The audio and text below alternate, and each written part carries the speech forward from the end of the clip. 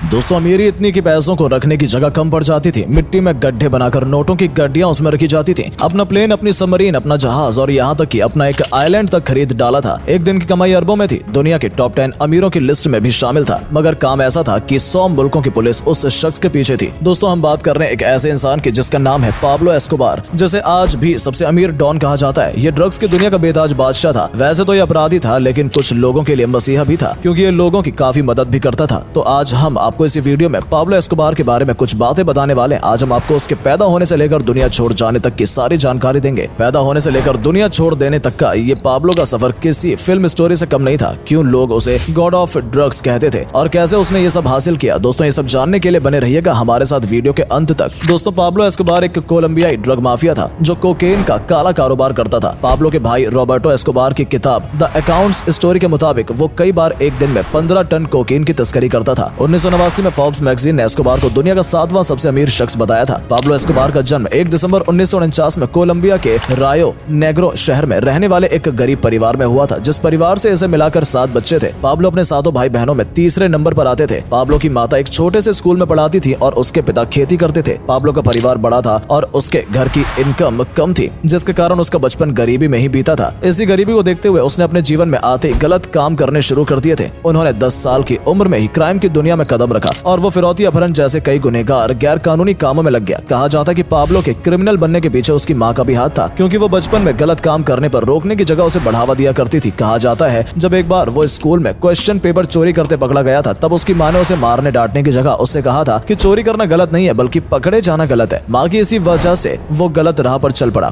Pablo ने बचपन में ये संकल्प लिया था कि अगर 22 साल की उम्र तक वो बिलियनर नहीं बना तो खुद को गोली मार लेगा। जब वो थोड़ा बड़ा हो गया तो वो अपना शहर छोड़कर मेडेलिन शहर में आ गया था। कहा जाता है ड्रग्स स्मगलिंग के धंधे में आने से पहले उसने कई सारे छोटे छोटे गैर कानूनी काम किए। एक बार उसने अपने संकल्प को पूरा करने के लिए एक व्यक्ति को किडनैप भी कर लिया था, जिसकी फिरौती में उसे 1 लाख अमेरिकी डॉलर मिले थे। लेकिन वो उसके लिए काफी नहीं थे, इसलिए वो और पैसा कमाने के लिए मेडलिंग के ड्रग माफिया में शामिल हो गया और ड्रग डिलीवरी का काम करने लगा, जिसमें उसे बहुत पैसे मिलते थे। लेकिन वो ये काम करता रहा और दोस्तों 22 साल की उम्र से पहले ही बिलियनर बन गया था। लेकिन इसके बाद भी उसने ये काम नहीं छोड़ा। एक दिन उसकी जिंदगी में ऐसा समय आया जहां से उसकी दुनिया ही बदल गई। एक दिन उसे कोकेन सप्लाई करने का काम सौंपा गया, जिसकी कीमत 14 करोड़ रुपए थी। लेकिन सप्लाई करने से पहले ही उसकी डीलर से किसी बात को लेकर बहस हो गई। देखते देखते बहस इतनी बढ़ गई कि पाब्लो ने उसे जान से मार दिया और कोकेन लेकर वहां से भाग गया। ये उसकी जिंदगी का पहला संगीन जुर्म था। जब उसे कोकेन की कीमत का पता चला तब उसे एहसास हुआ कि ड्रग डिलीवरी में कुछ नहीं है, असली पैसा तो कोकेन की स्मगलिंग में है। बस फिर क्या था, उसने कोकेन का बिजनेस शुरू कर दिया और धीरे धीरे सभी छोटे बड़े गैंग को अपने साथ शामिल कर लिया। 1975 में एस्कोबार ने अपने कोकेन के कारोबार को बढ़ाना शुरू कर दिया, यहाँ तक कि उसने संयुक्त राज्य अमेरिका में तस्करी के एक सौदे के लिए स्वयं एक विमान उड़ाया। फिर उसने उस विमान को तोड़ दिया और इसे हैसिएंदा नेपोलिस में अपने एक पशु फार्म के दरवाजे के ऊपर लटका दिया और अपना एक सिडनी गेट बनाया और उनका नेटवर्क बहुत तेजी से फैलने लगा। अपनी 25 साल की उम्र तक पाब्लो एस्कोबार अमेरिका में 80% कोकेन अकेला सप्लाई करता था, जिसके लिए वो पायलट को एक रूट के लिए 5 करोड़ रुपए देता था। और इस तरह पाब्लो एस्कोबार के पास बहुत ज्यादा पैसा इकट्ठा हो गया, जिसको बैंक में भी नहीं रखा जा सकता था। इसलिए वो पैसों को बड़े गोदामों में जमा करता था और जब कोई अधिकारी उसके काम में रुकावट डालने की कोशिश करता था तो वो उसे रिश्वत देकर अपने साथ शामिल कर लेता था। पाब्लो ने अपने बिजनेस में सरकारी अफसर्स के लिए एक नियम बनाया हुआ था। वो नियम ये था कि या तो पैसा लेकर उसके रास्ते से हट जाओ और यदि ऐसा ना करोगे तो वो खुद हटा देगा, मतलब उसे हमेशा हमेशा के लिए सुला देगा। एक बार सरकार ने पाब्लो एस्कोबार को 18 किलो कोकेन के साथ साथ पकड़ लिया था,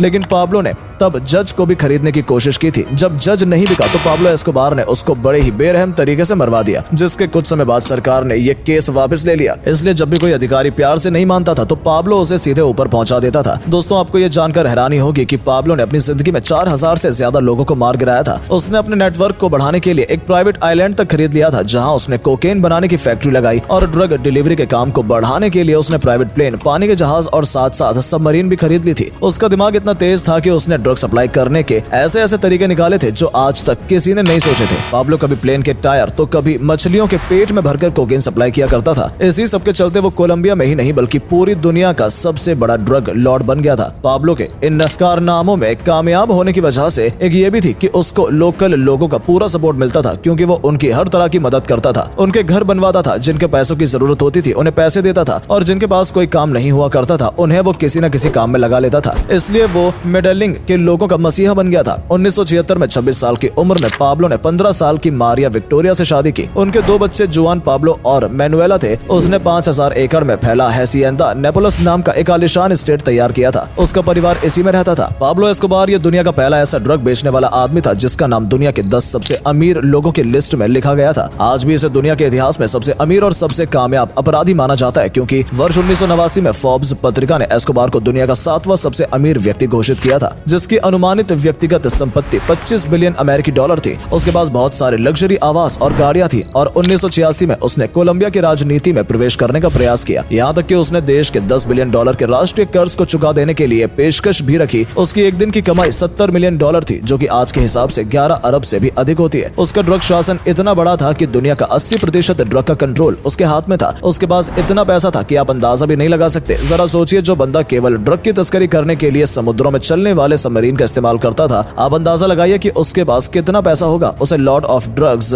भी कहा जाता था। कहा जाता है कि पाब्लो की एक दिन की कमाई करोड़ों रुपए में हुआ करती थी, लेकिन वो सब पैसा बैंक में जमा भी नहीं कर सकता था, क्योंकि वो सब एक तरह से काला धन था। तो इसलिए वो अपना पैसा अलग अलग जगहों पर रखता था। एक टाइम तो ऐसा आया था जब उसके पास पैसा रखने के लिए जगह ही खत्म हो गई थी। तो फिर उसने जमीन में गड्ढे बनवाकर वहाँ पैसे रखना शुरू किया था। दोस्तों, आपको जानकर हैरानी होगी कि उसे सिर्फ अपने नोटों की गड्डियां बनाने के लिए हर महीने 2 लाख रुपए के रबर खरीदने पड़ते थे। बताइए, जहाँ 2 लाख इंसान को महीने में कमाई नहीं होती, वहाँ वो सिर्फ उतने की रबड़ खरीदता था। पाब्लो के भाई रॉबर्टो एस्कोबार ने बताया था कि पाब्लो के पास इतना पैसा है कि उसका 10% हिस्सा तो चूहे के कुतरने और नमी के कारण खराब हो जाता था, जिससे उसको कोई फर्क नहीं पड़ता था। दोस्तों, अब हम आपको बताते हैं कि इस कहानी का अंत कैसे हुआ, क्योंकि जो चीज शुरू होती है वो खत्म भी होती है, जो जन्म लेता है वो मरता भी है। इसलिए हर बड़ी से बड़ी कहानी का अंत भी होता है। तो सुनिए दोस्तों, पाब्लो ये जानता था कि वो जुर्म की इस दुनिया में बहुत आगे निकल चुका है और इसके इन्हीं अपराधों की वजह से एक दिन सब कुछ खत्म हो जाएगा, या एक दिन वो सरकार के हाथ जरूर लग जाएगा। इसलिए उसने खुद के बचने के रास्ते पहले ही खोजने शुरू कर दिए थे। एक बार उसने कोलंबिया की सरकार को प्रस्ताव भेजा कि अगर वो उसके ऊपर से सभी अपराधों को हटाकर उसे ग्रीन चिट दे देंगे तो वो सारा विदेशी कर्ज चुका देगा। इस प्रस्ताव ने सरकार को काफी दुविधा में डाल दिया था,